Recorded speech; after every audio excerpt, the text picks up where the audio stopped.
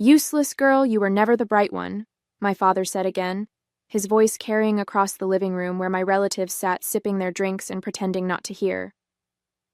I stood frozen, the certificate I had been so excited to share still clutched in my hand, suddenly feeling like a child's drawing rather than the regional business competition award it was. My name is Vanessa Graves, and at 31 years old, I had spent my entire life hearing variations of that phrase. Growing up in Columbus, Ohio, in the shadow of my brother Logan, had been an exercise in invisibility. Logan was the golden child. His academic achievements, athletic trophies, and later his business ventures were celebrated with enthusiasm and pride. My accomplishments, no matter how significant, were brushed aside like crumbs from the dinner table. Dad, I was thinking about expanding the company into, I began, trying again despite the knot in my stomach. Vanessa, please, my father interrupted, rubbing his forehead as though my voice gave him a headache. Your brother just secured $1 million contract. Can we focus on actual success for a moment? I watched as my mother gave me a sympathetic glance but remained silent. My Aunt Patricia patted my hand and whispered, Maybe business isn't your thing, dear. You were always so good with your little crafts. Little crafts. My tech startup that had been growing steadily for 3 years was reduced to a hobby in their eyes. I nodded politely and excused myself to the kitchen, where I leaned against the counter and took deep breaths. My phone buzzed in my pocket, a text from my business partner, Eliza. Did you tell them about the investor meeting? I typed back. Not yet. Timing's not right. What I didn't say was that the timing would never be right in this house. My father, Robert Graves, retired engineer and self-proclaimed business expert, had decided long ago that I lacked what it took to succeed. Too emotional, he'd say, not strategic enough. And my personal favorite, not CEO material. As I composed myself, I could hear Logan holding court in the living room, my father's proud laughter punctuating the conversation. Through the doorway, I saw him clap my brother on the shoulder, a gesture I couldn't remember ever receiving. I slipped my phone back into my pocket, straightened my shoulders, and rejoined the family gathering with a smile that didn't reach my eyes. Little did they know, but this dismissal was fueling something inside me, something that would soon force them all to see me in a very different light. The next day, I arrived at our modest office space in a renovated warehouse on the edge of downtown Columbus. My company, NeuroSync, had started as nothing more than an idea sketched on napkins during my lunch breaks at my previous corporate job. Now we occupied half a floor, with 15 employees and technology that was beginning to make waves in the predictive analytics field. Eliza looked up as I entered, her expression immediately telling me she could sense yesterday's family dinner still hanging over me. That bad, huh? She asked, sliding a coffee across her desk toward me. Same story, different day, I replied, taking the cup gratefully. Logan secured some contract with the state government, and you'd think he'd single-handedly solved world hunger. Eliza rolled her eyes. And meanwhile, we're just over here revolutionizing how businesses understand consumer behavior. Nothing important. I smiled despite myself. This was why Eliza and I worked so well together. She understood both the technology and the weight of constant underestimation. The investor meeting is confirmed for Thursday, she continued. Westlake Ventures wants to see the new algorithm in action. If it goes well? When it goes well, I corrected her, we'll have the capital to scale up and take on Horizon Data directly.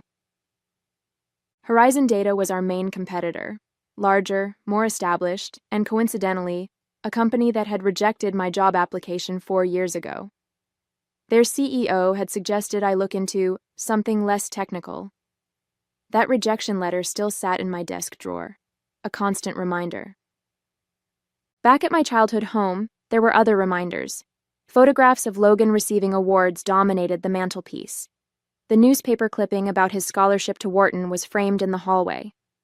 My graduation photo was somewhere in a dusty album, rarely seen and never displayed. During my college years, I'd come home excited about being selected for an exclusive tech internship, only to have my father wave it off and ask when I was going to find a real career path. When I made the dean's list studying computer science, my mother merely noted that it must be getting easier these days. I had learned to stop sharing with them, to keep my dreams and achievements tucked away where they couldn't be diminished. For 3 years, I had lived in a tiny apartment, eating ramen noodles and pouring every dollar back into NeuroSync.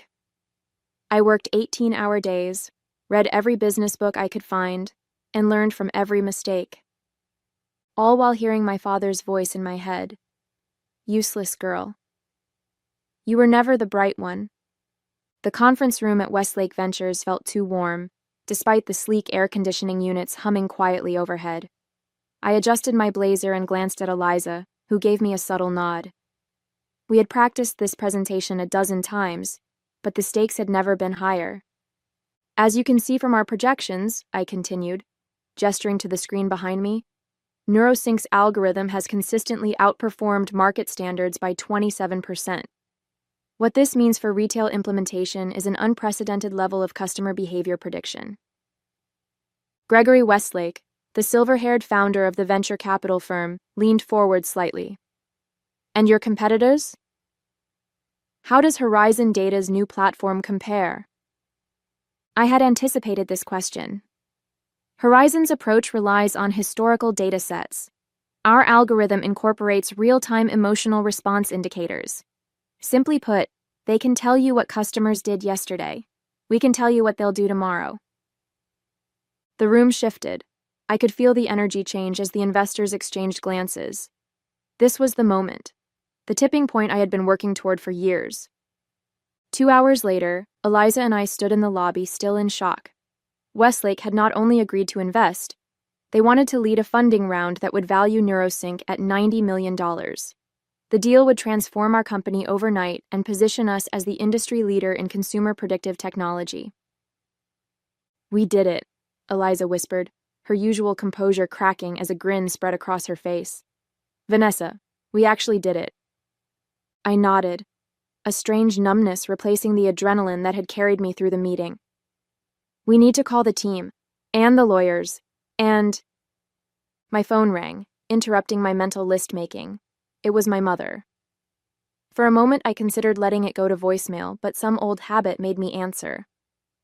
Hello? Vanessa, don't forget your father's retirement party is next Sunday. The whole family will be there, and it would look strange if you weren't. You know how people talk. I closed my eyes briefly. Yes, Mom. I'll be there. Good. Oh, and Logan just closed another deal. He'll be announcing his promotion to vice president at the party. Isn't that wonderful? Maybe you can bring those cookies you used to make. Everyone always liked those. The contrast was so stark it was almost comical. In one moment, I was negotiating a multi-million-dollar deal that would change the face of an industry. In the next, I was being asked to bring cookies to celebrate someone else's success. Actually, Mom, I might have some news of my own to share by then. That's nice, dear. Just remember your father doesn't like anything too sweet. The doctor says his blood sugar... As she continued, I caught Eliza's eye. She raised an eyebrow questioningly, and I just shook my head slightly. Some things never changed, but I was about to. The week that followed our successful pitch was the most intense of my professional life. Days blurred into nights as lawyers drafted agreements, term sheets were negotiated, and press releases were carefully worded. I existed on caffeine and determination, barely registering the outside world beyond the whirlwind of NeuroSync's impending transformation. Thursday morning, I was reviewing the final investment documents when Eliza burst into my office, her typically composed demeanor replaced by barely contained excitement. Have you seen it? She demanded, thrusting her tablet toward me. I looked up, bleary-eyed from poring over legal language. Seen what? Forbes, Business Insider, The Wall Street Journal, they're all running the story. I took the tablet, and there it was, my face staring back at me from the Forbes website. The headline read, Disruptor Alert. Vanessa Graves named youngest female CEO in tech after landmark investment deal. My stomach dropped. The announcement wasn't supposed to go public until next week, After all the paperwork was finalized, and after I'd had a chance to tell my family in person, I quickly scanned the article, which detailed the investment deal and highlighted my journey from startup founder to CEO of what was now being called the most exciting tech firm in the Midwest. Several other outlets had picked up the story, each putting their own spin on it. Business Insider focused on the technology itself. The Wall Street Journal examined the market implications of our rise against established players like Horizon Data. But the one that made my throat tighten was from the Columbus Business Journal, our local publication. Columbus native Vanessa Graves makes history with NeuroSync valuation. Everyone would see it, including my family. As if summoned by my thought, my phone began to vibrate with incoming messages. Colleagues, old classmates, distant relatives I hadn't spoken to in years, all suddenly aware of my success. But nothing from my parents or Logan. The silence from them was deafening. "This is huge," Eliza said, reclaiming her tablet. "We should celebrate." I nodded absently, still processing the implications. "We will. But first, I need to make a call." After Eliza left, I dialed my parents' number, expecting my mother's usual cheerful greeting. Instead, my father answered. His voice clipped. "Graves residence." "Dad, it's me. I suppose you think we'd be impressed," he interrupted, "making a spectacle in the business pages." I blinked, taken aback. That wasn't intentional. The announcement went out early. Logan's been working for years to build a respectable career step by step, but you always needed to make a show of things, didn't you? The familiar sting of his dismissal hit, but this time something different followed. Anger. "A show? Dad, I built this company from nothing. No connections, no family support, not even a word of encouragement. And now you've got your name in some articles. Congratulations. We'll see how long it lasts before reality sets in." I gripped the phone tighter.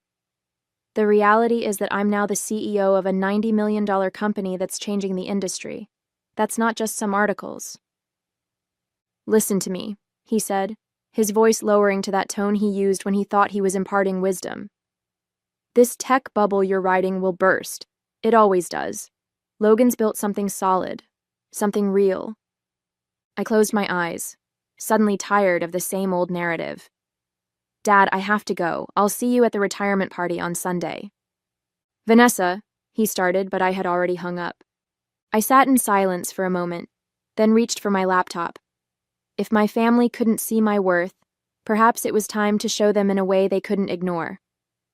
Sunday arrived warm and clear, a perfect early summer day for an outdoor retirement celebration. I had deliberately not called my parents again after that conversation with my father, letting the media coverage speak for itself. Over the past few days, the story had grown, with several business programs featuring segments on NeuroSync and my unconventional path to success. I sat in my car outside my parents' suburban home, watching guests arrive, relatives, my father's former colleagues, neighbors, and family friends. All people who had witnessed my relegation to the background over the years.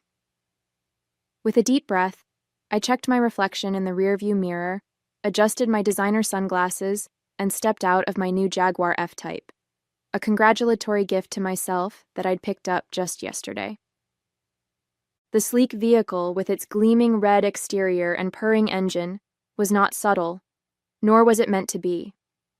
As I retrieved a small, elegantly wrapped package from the passenger seat, I felt eyes turning in my direction. Cousin Drew, always the first to notice anything automotive, stopped mid-conversation, his mouth slightly open. "Is that Vanessa?" I smiled and handed him the keys. "Mind parking it for me? The driveway's getting crowded." His eyes widened as he took the keys, treating them like precious artifacts. "This is the V8, right?" The sound is unmistakable. "Goodyear," I replied, enjoying the way the small crowd by the garage had turned to stare. "Just be careful with the trim. It's custom." I made my way toward the backyard, where tables had been set up on the lawn. The familiar smell of my father's barbecue filled the air, mixing with the perfume of my mother's carefully tended flower beds.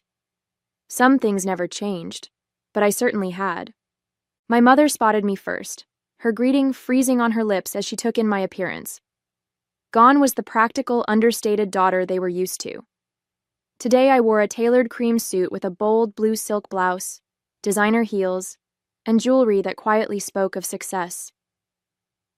"Vanessa," she managed finally, "you look different." "Thank you," I said, kissing her cheek. "Where's Dad?" "I brought him something." She gestured toward the grill, where my father stood in his element, surrounded by male relatives and friends hanging on his every grilling tip. I approached the group, conscious of the conversation dying down as I neared. "Dad," I said, extending the small package. "Happy retirement." He turned, his expression unreadable as he took in my transformation. For a moment, I thought he might make a scene or dismiss me again. Instead, he accepted the gift with a nod. "You didn't need to bring anything," he said stiffly. "I wanted to," I replied, maintaining eye contact. After all, it's not every day my father retires after 30 years. The men around us watched this exchange with interest, several of them clearly having read the recent articles about me. I could see recognition in their eyes, followed by confusion, as they observed the cool interaction between us. "Well," my father said, making no move to open the gift, "I should get back to these steaks before they burn." "Of course," I said, smiling politely. "We wouldn't want that." As I turned to walk away, I heard one of his friends say, "Bob, isn't that your daughter who's been in the news?" "The CEO?" I didn't stay to hear his response, instead making my way to where Logan stood with his wife, Jennifer, both of them watching me approach with poorly concealed surprise. "Quite an entrance, sis," Logan said, his usual confident tone tinged with something else, uncertainty perhaps. "Nice car?" "Thanks," I replied. "Business must be treating you well too. Mom mentioned a promotion to vice president? Congratulations." Before he could respond, Jennifer cut in. "We read about your company. It's very impressive. Why didn't you tell anyone what you were working on all these years?" The question hung in the air, genuine curiosity in her voice. Why hadn't I? "I did," I answered Jennifer simply. "Many times, no one was interested in listening." Logan shifted uncomfortably, clearly remembering the family dinners where my attempts to discuss my business were brushed aside or talked over. To his credit, he looked somewhat ashamed. "Well, we're all certainly interested now," Jennifer continued, either oblivious to the tension or determined to push past it. "Everyone's talking about that valuation. $90 million? That's incredible, Vanessa." I noticed how heads turned at nearby tables when she said the figure. Whispers spread like ripples in a pond, relatives and family friends suddenly realizing the scale of what I had accomplished. "Thank you," I said. "It's been a long road, but the technology is revolutionary. We're changing how businesses understand consumer behavior." Logan cleared his throat. "I'd love to hear more about it sometime. Maybe we could grab lunch? My company might even be interested in implementing something like that." The irony wasn't lost on me. 3 years ago, I'd approached Logan about a potential partnership, excited to share my early prototypes with someone I thought would understand their value. He had declined, suggesting I focus on something more established first. "I'll have my assistant reach out," I replied, the polite corporate response coming easily now. "Our implementation calendar is pretty full through the next quarter, but we might be able to squeeze you in." His expression faltered at being treated like any other client rather than family. Before he could respond, my Aunt Patricia appeared, pulling me into a perfumed embrace. "Vanessa, darling, why didn't you tell us you were such a big success? We had no idea," she gushed, loud enough for everyone nearby to hear. This was the same aunt who had referred to my business as Little Crafts just months ago. "I tried," I said, maintaining my smile. "It just never seemed to be the right time to share." As the afternoon progressed, the dynamic shifted palpably. Relatives who had previously gravitated toward Logan now sought me out, asking about NeuroSync, about what it was like to be featured in Forbes, about my secrets to success. I answered graciously, but with a professional distance that was new to our family gatherings. My father remained by the grill, his domain, watching this transformation of his usually overlooked daughter, with an expression I couldn't quite read. He had still not opened my gift, a custom-engraved watch I'd had made specifically for him, bearing the inscription, "To New Beginnings. Love, Vanessa." Eventually, as dessert was being served, my father tapped his glass for attention. The backyard quieted as everyone turned toward him, expecting the retirement speech he had likely been planning for months. "Thank you all for coming today," he began, his voice carrying across the yard. "Ending a 30-year career is a milestone worth marking, and having you all here means the world to me and Joyce." He continued with anecdotes from his years as an engineer, thanked colleagues who had become friends, and then turned to family acknowledgments. "And of course, I'm proud of my children. Logan, who's making his mark at Hamilton Financial, recently promoted to vice president." A polite round of applause followed, Logan nodding appreciatively. "And Vanessa," my father continued, his voice faltering slightly as every eye turned to me, "who apparently has been quietly building something none of us fully understood." The yard was silent now, the tension palpable. I met my father's gaze steadily, waiting. "I always said she was the emotional one," he added with a small laugh that few joined. "It seems I may have underestimated how far that emotional intelligence could take her." It wasn't an apology, not even close. But it was the first public acknowledgement from my father that he might have been wrong about me. As the gathered family and friends raised their glasses, I saw something new in many of their eyes: respect.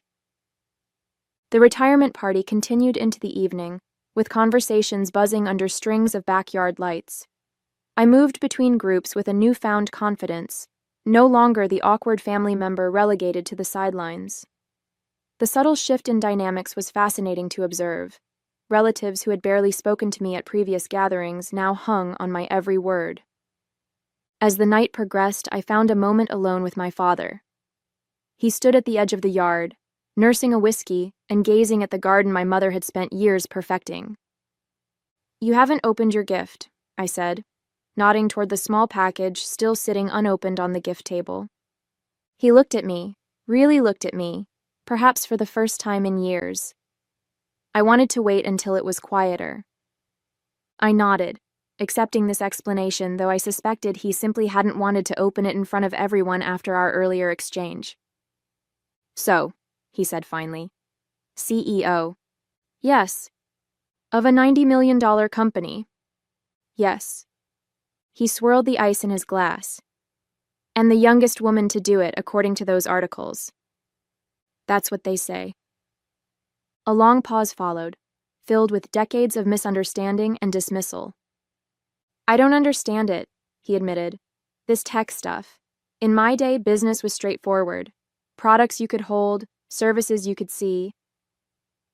I considered explaining how our algorithm worked, how it was revolutionizing an entire industry, but realized it wouldn't matter. This wasn't about understanding my business. It was about him finally seeing me. "You don't need to understand the technology, Dad. Just understand that I built something valuable. Something lasting." He nodded slowly, then gestured toward the front of the house. "That car. That's quite a statement." I smiled. It wasn't meant to be a statement. It was meant to be a reward for years of hard work. "Still," he said, his voice lower now, "pulling up like that, after all those articles, you knew what you were doing." "Yes," I admitted. I did. 2 months after my father's retirement party, NeuroSync's new headquarters opened in downtown Columbus. The gleaming glass building stood as a physical manifestation of how far we'd come from our humble beginnings in that shared workspace. Employees, investors, and local business leaders gathered for the ribbon-cutting ceremony, and to my surprise, my entire family attended. My mother hugged me tightly before the ceremony began. "We're so proud of you, Vanessa. I'm sorry if we didn't show it before. I returned her embrace, recognizing the genuine emotion behind her words. She had always been caught between my father's dismissal and her own desire to support me. Today, she didn't have to choose. Logan approached next, looking both impressed and slightly uncomfortable among the tech crowd. This is incredible, sis. Seriously, I had no idea this was what you were building. That's because you never asked, I replied, but without the bitterness that would have colored such a statement months ago. Success had softened those old wounds. And then there was my father, standing awkwardly near the entrance, taking in the sleek architecture and the buzz of excitement. He wore the watch I had given him, I noticed. A small gesture, but significant. I walked over to him, conscious of the eyes that followed me, the CEO in her element. Thank you for coming, I said. He nodded, uncharacteristically subdued. Wouldn't have missed it. I could have left it there, this tentative peace between us. But there was one thing I needed to say. Not out of spite, but for my own closure. You know, Dad, all those times you called me useless, told me I wasn't the bright one, it hurt, but it also pushed me to prove you wrong. He looked at me, his expression a complex mix of pride and regret. You certainly did that. Yes, I agreed. I did. And in that moment, standing in the building that bore my company's name, surrounded by the empire I had built, I finally felt free of the need for his approval. I was Vanessa Graves, CEO, visionary and architect of my own success, and no one would ever call me useless again.